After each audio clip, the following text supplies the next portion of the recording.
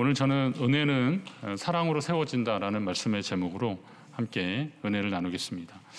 아들을 군대에 보내본 부모님들은 누구나 경험하셨을 겁니다. 아이가 입대한 지 며칠이 지나면 집으로 커다란 소포 박스 하나가 배달됩니다. 뭐가 들어있죠? 옷이 있습니다. 옷이. 입대할 때 입었던 옷과 신발, 소지품들이 평소에는 쓰지도 않는 손편지, 편지를 막 해가지고 부모님께, 저는 예전에 부모님 전상서 이랬던 것 같은데 요즘은 그냥 부모님께, 그리고 편지가 이렇게 딱 들어있습니다. 어떤 엄마는 그 아들의 옷가지를 껴안고 한참을 울었답니다. 오늘 여기 휴가 나온 군인도 있는데요. 반갑습니다. 모든 부모의 마음은 그럴 겁니다. 아내도 제가 그 편지를, 그 박스를 2번 받아봤잖아요. 첫째, 둘째 받았습니다. 근데 첫째 때는 막 울컥하더니만 둘째, 막내 때는 그냥 덤덤하게 왔네 그러는데, 저는 그 박스를 보면서 그런 생각이 들었어요. 이 박스가 왔다는 것은 그가 이제 아들이 입고 먹고 생활하는데 필요한 모든 물품을 나라에서 지급해줬구나, 그걸 다 공급받았구나 라고 하는 그런 뜻이라는 거죠. 요즘은 군대 월급도 상당합니다. 병장 기준으로 정부 지원금까지 합치면 무려 205만 원이나 됩니다. 되게 많이 받죠. 전 이등병 때 한 4천 얼마 받고 병장 때도 한 7, 8천 원 받았던 것 같은데 200 얼마를 받는다는 거예요. 저희가 아이 셋을 키워봤지만 그 반의 반도 용돈을 줘본 적이 없거든요. 근데 그렇게 많이 주는 거예요. 물론 그 기간 동안에 뭐 어디 취업을 하거나 막 그러면 훨씬 더 많이 벌을 수 있겠지만, 그래도 국방의 의무를 그냥 그거 아니라도 가야 되는데 그거 하는 동안에 그렇게 지급하는 것, 그리고 먹여주고 재워주고 그러는 것은 무슨 이유 때문에 그렇습니까? 그를 필요해서 불렀기 때문에, 그를 불렀기 때문에 그런 겁니다. 마찬가지입니다. 우리를 부르신 하나님은 주의 나라와 영광을 위해서 필요한 모든 것을 공급해 주실 줄로 믿습니다. 제가 태백에서 목회할 때 그런 생각이 있었거든요. 되게 어렵고 좀 힘든 시절이 제 인생에서 가장 불쌍하고 어렵고 힘들었던 시절인데, 근데 제가 그때 하나님께 버틴 것이 있어요. 하나님 여기 보내셨으면, 이건 뭐 제가 뭐 다른 일 때문에 온 것도 아니고 목회하는 건데 하나님이 책임져 주세요. 그렇게 제가 그랬거든요.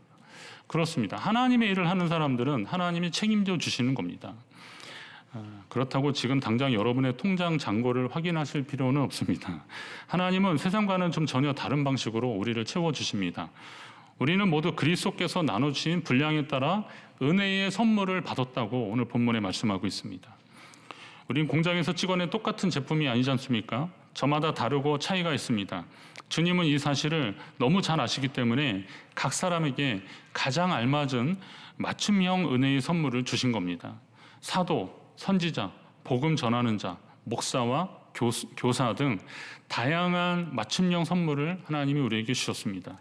하나님의 본심을 오해하면 교회의 직분이나 역할이 그저 무거운 의무나 짐으로만 느껴질 수 있겠지만, 그러나 주님이 우리에게 직분이라는 선물을 주신 진짜 이유는 하나님이 그토록 원하시는 생명을 살리고 영혼을 구원하는 일을 하게 하기 위함입니다.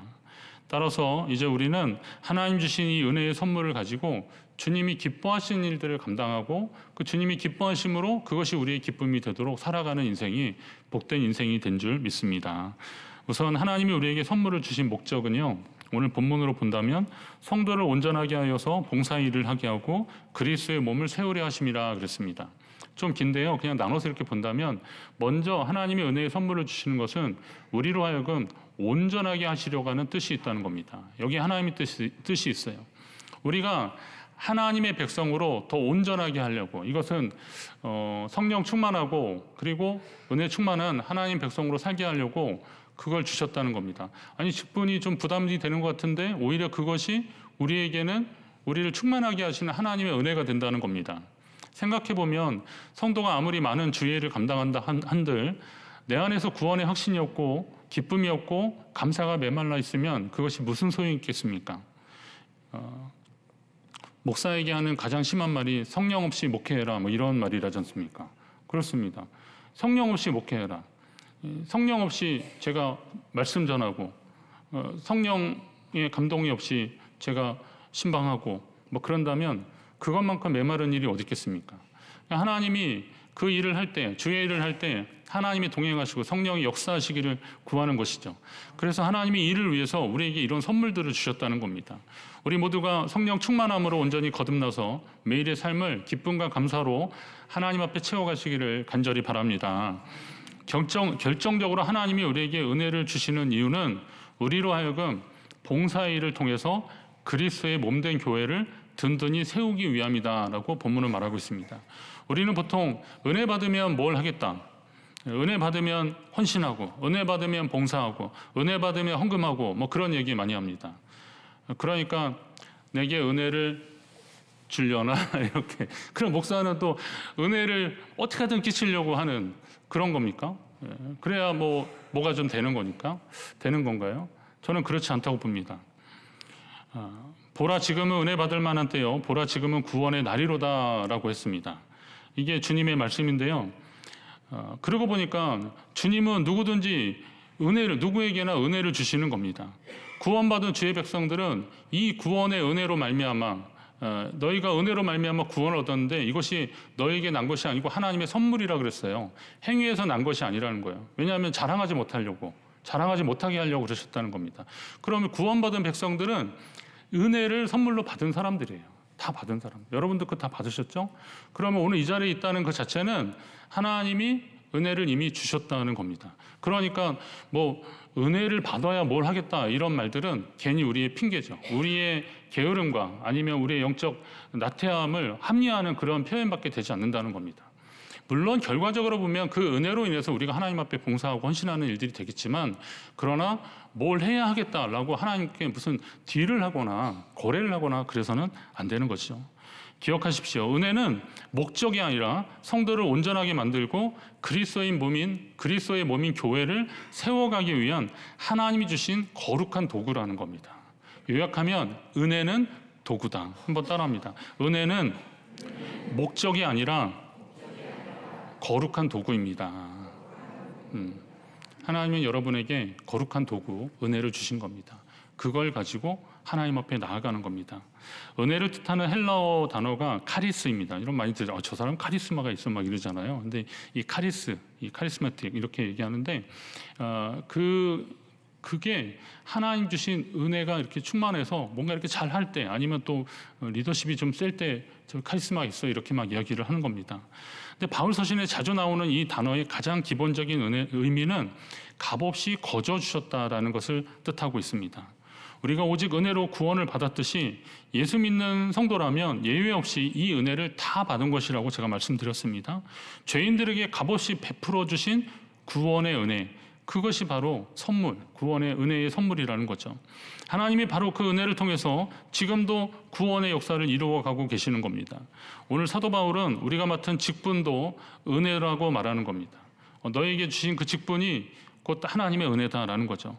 어떤 사람은 사도로, 어떤 사람은 선지자로, 어떤 사람은 복음 전하는 자로, 어떤 사람은 목사와 교사로, 이 밖에 다 많은 직분들이 있겠죠. 그 직무가 다 있을 겁니다. 다 이런 모든 것들 하나님이 은혜로 우리에게 주셨다는 겁니다. 교회는 몇 명의 탁월한 영웅들이 이끌어가는 곳이 아닙니다. 모든 성도가 각자의 자리에서 작은 봉사의 일들을 묵묵히 감당하며 함께 그리스도의 몸을 세워가는 것이 바로 교회입니다. 여러분에게 주신 은혜가 하나님 나라를 아름답게 이루어가는 거룩한 복이 되기를 주의 이름으로 축원합니다. 하나님이 성도에게 은혜를 선물로 주시는 또 한 가지 이유는 우리가 주님의 일을 할 때 세상의 어떤 유혹이나 시련에도 흔들리지 않게 하려고 은혜를 주시는 겁니다. 바울 사도를 통해서 우리에게 주신 영적 목표가 뭐냐면 그리스도의 장성한 분량이 충만한 데까지 이르러라 그랬거든요. 이 은혜로 말미암아서. 근데 흥미롭게도 여기서 장성하다를 뜻하는 헬라어 단어가 이 헤르키아라는 단어인데요. 이게 그 장성하다 그럴 때 이게 뭐가 장성했냐라면 그의 나이, 키가 자라났다라는 겁니다. 그러니까 일반적으로 이렇게 그 성장표가 있잖아요. 몇 개월 된 아이는 몸무게가 얼마고 그리고 키가 얼마고 거기에 이제 몇 프로 안에 들으면 부모들은 안도하는데 얘가 좀 모자랍니다 그러면 좀 걱정이 되잖아요. 요즘은 또 아이들이 너무 빨리 자라서 그걸 걱정하는 부모들이 있어서 성장 억제 무슨 호르몬 억제제를 맞는다고 그러더라고요. 그게 정부 지원이에요. 그걸 빨리 하면 아이들이 또 뭐 나중에 더 안 큰다네요. 그래서 그 나이에 맞게 자라게 하려고 그걸 하고 있더라고요. 그런데 이 나이나 키 이게 말하자면 그 장성하다라고 하는데 거기에 맞다라는데 기준이 이제 나이나 키입니다. 동아시아 문화권에서도 나이를 단순한 숫자가 아니라 삶의 단계로 이해하면서 각 시기를 상징하는 표현들이 있는데 이 공자가 논어에서 자신의 삶을 회고하면서 20대, 30대, 40대 우리가 많이 알고 있는 그 단어를 쓴 거예요. 약관이라고 그러잖아요. 20대는 약관. 근데 관을 쓰긴 하지만 이게 아직 약하다는 거예요. 그래서 우리가 뭔가를 할 때 아직도 많이 좀 부족하다. 그러나 일단 성인이 되었다는 거죠. 서른은 뭐라 그래요? 이립이라고 그러더라고요. 이건 뜻을 세웠다라는 겁니다. 인생의 뜻을 확고히 세웠다라는 거고, 마흔이라 그러면 40은 뭐라 그러죠? 불혹이라고 그러거든요. 그러니까 유혹에 흔들리지 않는다 이런 상태를 말하는 겁니다. 공자가 자기 인생을 보면서 내가 정말 그랬다라고 그런 것 같다라고 회고하는 그런 말들입니다. 자, 50은 뭐라 그럽니까? 지천명이라고 그럽니다. 지천명. 하늘의 뜻을 깨달았다라고 해서 지천명이라고 하는 겁니다. 예수는 뭐라 그러죠? 60살은 이순이라 그러는데요. 이거 재밌어요. 이자가 이게 귀자잖아요. 순할 순자거든요. 귀가 순하다. 귀가 순하다 이 무슨 말인가 했더니 이 귀가 순해져서 타인의 말을 편견 없이 받아들인다. 귀가 얇다 이런 거 절대 아니고요. 다른 사람이 말할 때 내 고집 세우지 않고 그냥 두루두루 듣고 그러면서 지혜를 말해줄 정도의 사람이 이순이라고 하는 거예요. 자, 70은 뭐라 그래요? 우리가 보통 고의라고 그랬는데 고의는 공자가 한 말은 아니고 어디 시에 나오는데요. 고의 자체가 시자가 좀 드물다 이런 뜻을 가져서 70 넘은 사람이 별로 없다 이런 말이에요. 그러니까 지금 70이 넘은 분들은 하나님이 그냥 덤으로 주셨다라고 생각하시고 정말 하나님 앞에 감사하며 사시기 바랍니다. 근데 공자는 뭐라 그랬냐면 제가 자꾸 예수님 얘기해야 되는데 그냥 그게 어떤 철학자가 얘기한 걸로 이해를 하십시오. 공자는 종심이라 그랬더라고요. 70을 종심. 이 종심이 마음을 따르다 이런 말인데요. 이건 뭐냐면 마음에 따르는 대로 말해도 마음에 하고 싶은 대로 말해도 결코 법도를 벗어나지 않았다. 이 말 되게 멋있지 않아요? 그냥 생각나는 대로 마음에 드는 대로 말해도 일반적인 상식이나 법도를 벗어나지 않았다. 이 말은 뭐예요? 그 사람의 연륜이 참 상식적이고 그리고 일반적이고 그리고 사람들에게 존경받을 만하다라는 겁니다. 자, 70이 넘은 분들이 갑자기 생각이 나셨다. 하나님 주시고 또 인생의 연륜을 통해서 묻어나는 자연스러운 것들이 되길 바랍니다. 갑자기 막 생각했는데 그게 엉뚱하거나 그러면 여러분의 영적 상태를 점검하십시오. 자, 여러분은 지금 어느 단계에 와 계십니까? 단순히 육신의 나이만 따져볼 것이 아니라 내 영적 성숙의 단계는 과연 어디쯤에 도달했는지 한번 돌아보셔야 됩니다. 혹시 여전히 작은 시험이나 사소한 유혹 앞에서도 쉽게 마음이 흔들리고 낙심하고 있지는 않습니까? 가끔 저도 이렇게 마음이 좀 무너지거나 힘들 때가 있거든요. 그래서 나는 아직도 이런가? 제가 아직 60이 안 됐잖아요. 그러니까 지천명이면 제가 하늘의 뜻을 깨달은 사람인데 그런데 아직도 이렇게 흔들리나? 막 이런 생각이 들더라고요. 자, 하나님이 여러분에게 각 나이에 맞게 어떤 성숙의 도를 요구하실 때 여러분은 어느 단계에 이르렀는지 한번 보십시오. 그리고 거기에 맞는 삶을 살려고 노력을 하셔야 됩니다. 이 영적 파도가 우리를 자꾸 몰아치고 그럽니다. 요즘 동해안의 그 너울성 파도 때문에 갑자기 변을 당하는 사람들이 뉴스에 막 나오잖아요. 근데 그게 순식간에 일어나는 일들입니다. 제가 좀 이렇게 바람 많이 부는 날, 파도 치는 날, 제가 카페 쪽에 있었는데 이런 방파제 쪽에서 어떤 사람들이 사진 찍다가요, 갑자기 그냥 잔잔했어요. 근데 이게 파도가 확 오면서 정말 이렇게 우리 교회만큼 더 높게 올라오더니 그걸 사람들을 팍 치더라고요. 근데 다행히 그날은 뭐 다른 사상자는 없었는데 제가 깜짝 놀랐어요. 그래서 그런 날들은 절대 근처 가면 안 되겠다 이런 생각을 했습니다. 그런데 이 세상에 이런 파도들이 막 흔들리면서 우리를 흔들고 또 이렇게 넘치게 우리를 넘치는 것들이 있는데 이런 데서 흔들리지 않는 비결을 다윗이 얘기를 했어요. 그게 뭐냐면 내가 여호와를 항상 내 앞에 모심이요 그가 나의 오른쪽에 계심으로 내가 흔들리지 아니하리로다 그랬어요. 세상의 풍파에 흔들리지 않는, 유혹에 넘어가지 않는 방법이 뭐예요? 내가 여호와를 항상 내 앞에 모시는 거예요. 하나님을 여러분의 중심에 모시고 그리고 하나님 옆에 서 계시기를 간절히 바랍니다. 지금 여러분이 발을 딛고 서 있는 자리를 점검하십시오. 오늘 우리가 오직 주님만을 마음에 모시고 우리 영원한 반석이신 주님을 철저히 의지할 때 우리는 결코 흔들리지 않고 든든히 서게 될 것입니다. 바울 사도는 우리가 흔들리지 않는 믿음으로 성장하기 위해서 오늘 본문에서는 하나님의 아들을 믿는 것과 아는 것에 하나가 되라 그랬습니다. 믿는 것과 아는 것에 하나가 되는 것. 히브리적 개념으로 아는 것은 그냥 지식으로 아는 게 아니라 체험을 하는 것, 몸소 체험하는 것이 아는 겁니다. 그러니까 믿는 것이 그냥 어떤 추상적인 관념이 아니라 내 삶에 실제적인 것들이 되도록 해야 되는 겁니다. 기도에 대해서 뭐 아무리 많이 배워도 기도하지 않는 사람은 기도를 모르는 겁니다. 예배자에 대해서 아무리 많이 배워도 실제로 예배하며 하나님의 임재와 성령 충만함을 경험하지 못한 예배자는 그 예배 모르는 겁니다. 그러니까 그 아는 일에 하나 되는 일에 힘쓰라는 겁니다. 그러니까 말씀이 삶이 되는 역사를 살아가라는 겁니다. 오늘 바울이 그런 권면을 해요. 그래야만 우리가 흔들리지 않는다는 겁니다. 영적 기준을 바로 세우고 붙잡아야 한다는 겁니다. 우리가 붙잡아야 할 것은 이 세상이 아닙니다. 세상은 자꾸 우리에게 뭐가 좀 견고한 것처럼 자꾸 우리를 속이고 있습니다. 요즘 여러분이 견고하다고 생각하는 것이 무엇일까요? 요즘은 주식시장이 화랑이라서 그거라도 좀 해야 되지 않을까, 그거 안 하면 내가 좀 소외되는 것이 아닐까, 이렇게 생각하는 직장인들이 좀 있다고 합니다. 그냥 근무 시간에도 계속 그 들여다보는 분이 있다고 하는 겁니다.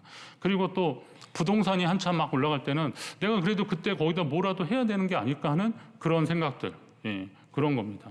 근데 여러분, 그거에 너무 희망을 걸지 마십시오. 그 주식으로 돈 번 사람들이 두 종류인데요.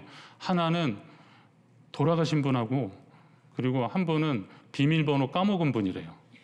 자꾸 막 안 보고 그냥 묻어놓은 사람들이 하는 거지, 이게 좋겠다 그래서 팔고 사고 그랬다가는 그냥 증권사만 배불려 주는 거니까. 아니, 제 말은 저는 그쪽에 경험이 없으니까 그냥 알아서 판단하십시오. 근데 세상은 그러는 거예요. 그렇게 안 하면 뭔가 소외되는 것 같고 그러는 겁니다. 어디에 뭐 집이 좀 개발이 되고 그런다니까, 여기 뭐 춘천에서 속초 가는 KTX 노선 들어선다니까 이 춘천은 틀렸어, 이제 다 샀으니까 저쪽 어디에 땅을 사야겠다. 그래서 거기 했더니 막 2배, 3배, 10배 올랐다. 여러분, 그런 것이 우리를 든든하게 하는 겁니까? 그거 붙잡으면 인생이 평온을 느낄 수 있습니까? 절대 아닙니다. 그런데 속지 마십시오. 흔들리지 않는 것을 붙잡으셔야 됩니다. 요한일서에 보니까 이 세상도 그 정욕도 지나가되 오직 하나님의 뜻을 행하는 자는 영원히 거하느니라. 이 은혜 되더라고요. 자, 보세요. 이 세상 것들은 다 지나간다는 거예요. 대단하다고 하고 뭐하다 그래서 했는데 그런 것들은 다 지나간다는 거예요. 그런데 하나님의 뜻을 행하는 것만이 영원하다는 거예요. 이거는 어떤 실체를 구체적으로 뭐다라고 하는 게 아니라 원칙을 말하는 거예요. 삶의 원리를 얘기하는 거예요. 하나님의 뜻대로 행하는 사람만이 영원하다는 거예요. 그런 삶 가운데 하나님이 영원히 함께 하신다는 거예요. 여러분, 하나님께 받은 은혜의 통로를 굳게 잡고 날마다 견고하게 자라가는 성도 되시기를 간절히 바랍니다. 어디까지 자라내냐? 머리이신 그리스도까지 자라가야 한다는 거예요. 하나님이 우리에게 은혜를 선물로 주신 이유는 우리를 머리이신 그리스도까지 자라나게 하시려는 하나님의 뜻이 있는 겁니다. 그런데 이제 내가 정말 그리스도의 분량까지 자랐는지, 내가 정말 예수님까지 자랐는지 어떻게 알 수 있고 증명할 수 있고 과연 그 기준은 뭘까요? 한번 스스로 점검해 보면 결국 그리스도에게까지 자라난다는 것은 눈에 보이는 주님의 몸된 교회를 건강하게 세워가는 과정으로 증명이 되는 겁니다. 그러니까 그리스도에게까지 자라나는 것이 우리가 예수님이 될 수는 없잖아요. 그러나 주님에게 자라가려고 목표 설정을 하고 계속 살아가다 보면 우리는 주님을 닮아가는 사람이 되는 거잖아요. 주님을 닮아간다는 것은 주의 몸된 교회를 얼마나 사랑하는지, 주의 몸된 교회를 향해서 내가 어떻게 행하는지를 보면 알 수 있는 겁니다. 어떤 성도가 영적으로 성숙했는가를 가름하는 정확한 기준, 그거는 다른 거 없어요. 교회를 향해서 얼마나 진심인가, 이거 보면 아는 겁니다. 교회를 얼마나 사랑하는지, 교회를 위해서 어떤 희생과 헌신을 기꺼이 감당하는지, 이게 중요한 겁니다. 교회는 그리스도의 몸이고 우리가 그 몸의 지체라 그런다면 몸 안에서 중요하지 않은 것이 어디 있겠습니까? 다 소중하잖아요. 예. 여러분에게 주신 은혜의 분량을 좀 발견하시고 그리스도의 몸된 교회와 연결시키십시오. 내가 하나님이 주신 은혜를 통해서 나는 교회를 위해서 뭘 할 수 있을까 하십시오. 여러분이 가진 작은 재능, 소중한 시간, 마음의 작은 여유까지도 그 모든 것이 그리스도께서 교회를 위해서 여러분에게 딱 맞춰주신 선물과 같은 것이다 라고 생각을 하시고 교회를 위해서 뭔가를 하시려고 해보십시오. 혹시 내게 주신 선물이 남들보다 작아 보인다고 해서 낙심할 필요도 없고 남이 가진 선물을 부러워할 필요도 없습니다. 그것은 오직 그냥 나를 위해 내 분량대로 가장 선하게 주신 하나님의 은혜다라고 생각하시면 됩니다. 그리고 또 그 은혜의 도구를 붙잡고 머리 대신 그리스도께 꼭 붙어 있으려고 노력하십시오. 그리고 내 곁에 계신 지체들, 지금 여러분의 옆에 있는 그분들과도 주님의 사랑으로 이어지길 위해서 힘쓰셔야 됩니다. 그러니까 주님과의 사랑은 문제가 없는데 우리 주변에 같이 예배하고 같이 섬기고 이런 분들과의 이 관계를 좀 소중히 하셔야 되는 겁니다. 내게 주신 작은 은혜의 선물을 교회 공동체를 위해서 기꺼이 좀 내어놓고 헌신할 때 우리는 그 세상의 어떤 풍파도 흔들 수 없는 건강하고 영광스러운 교회로 함께 자라갈 것입니다. 여러분 그 벽돌을 이렇게 쌓잖아요. 벽돌을 쌓는데 어떻게 쌓아요? 보통은 벽돌을 쌓을 때 이렇게 얽히설키로 쌉니다. 예. 그리고 이것도 좀 그 벽돌의 넓이에 따라서 다른데 이게 얇은 거는 이렇게 지그재그로 이렇게 겹치면서 쌉니다. 그러면서 위에 게 아래 거를 같이 물리게 싸는 겁니다. 그러다 보니까 이런 데도 여기는 인방이 들어가긴 했지만 대들보가 들어가긴 했지만 약간 그 어지간한 이런 데서는요 저 밑에 나무를 딱 빼면 벽돌이 무너질 것 같은데 무너지지 않습니다. 왜냐하면 제가 우리 사택 공사할 때 물어봤거든요. 저거 무너지지 않아요? 그때 목사님 저거는 어지간해서 무너지지 않습니다. 왜요? 서로 꽉 물려 있습니다. 그런 거죠. 아치나 이런 것도 그런 원리입니다. 예. 그런데 이렇게 쌓아야 되는데 어떤 사람이 만약에 벽돌을 반듯하게 이렇게 싼다고 해보십시오. 자, 이러면 어떻게 되겠습니까? 그냥 겉 모양은 반듯하고 좋을 것 같지만 누가 탁 밀면은 그냥 무너지게 되는 겁니다. 그러니까 엇물리게, 맞물리게 얼기설기로 쌓아야 되는 겁니다. 이렇게 쌓는 게 보기 좋을 수도 있습니다. 그런데 앞에처럼 저렇게 쌓아야 우리가 잘 맞물려서 든든하게 흔들리지 않게 세워질 수 있는 겁니다. 교회도 그렇습니다. 서로 받쳐주고 또 때로는 좀 내가 꽉 잡아주기도 하고 그래야 됩니다. 사다리 작업할 때 특히 A자 사다리 같은 경우는 그건 꼭 둘이 해야 됩니다. A자가 그냥 괜찮을 것 같아서 거기 올라갔다가 다리 부러진 목사님들 꽤 있습니다. 절대 그러지 말라고. 근데 목사님들이 그런 경험들이 별로 없으니까 그냥 간단하게 생각해서 그럽니다. 물론 저도 그냥 혼자 올라간 적도 있긴 한데 그러나 A자 사다리는 누가 꼭 잡아줘야 됩니다. 그래서 저는 그런 일 할 때 요즘 뭐 많이 안 하지만 예전에 이제 작은 교회 때는 그냥 제가 몸소 했는데 제 아내를 꼭 부릅니다. 여보 이거 잘 잡고 있어야 돼. 꼭 잡고 있어야 돼. 이런 일자 사다리는 이 끝에 다리로 이렇게 붙잡아만 줘도 됩니다. 그냥 꾹 눌러만 줘도 됩니다. 그러면 이게 밀려나지 않습니다. 근데 그게 제 아내가 힘이 있으면 얼마나 있겠어요. 근데 그 별거 아닌데 그거 누르고 있으면 제가 거기서 든든하게 그 일을 할 수 있는 겁니다. 우리 교회도 마찬가지입니다. 개개인으로 보면 약할 수 있지만 그러나 우리가 조금만 붙잡아주면 그리스도 사랑 안에서 함께 세워져 가는 겁니다. 그거 하라고 하나님이 우리에게 은혜 주신 거고 구원받은 백성으로 부르신 겁니다. 이 일들이 우리 가운데 많아지고 또 이것이 상식이 되고 믿음이 될 때 하나님의 이 공동체를 통해서 또 하나님의 일들을 하실 것입니다. 이 일은 동시에 진행될 수도 있고 또 어떤 단계를 통해서 하나님이 더 큰 일을 하실 수 있는데 중요한 것은 그리스도에게까지 자라가며 온전한 몸을 이루기까지 수고하는 우리의 노력들과 하나님 앞에 헌신들이 멈춰서는 안 된다는 것입니다. 오늘 우리가 이 거룩한 사명을 가슴에 품고 날마다 믿음으로 승리하면서 나아가는 복된 우리 교회 그리고 성도님들이 되시기를 주님의 이름으로 축원합니다.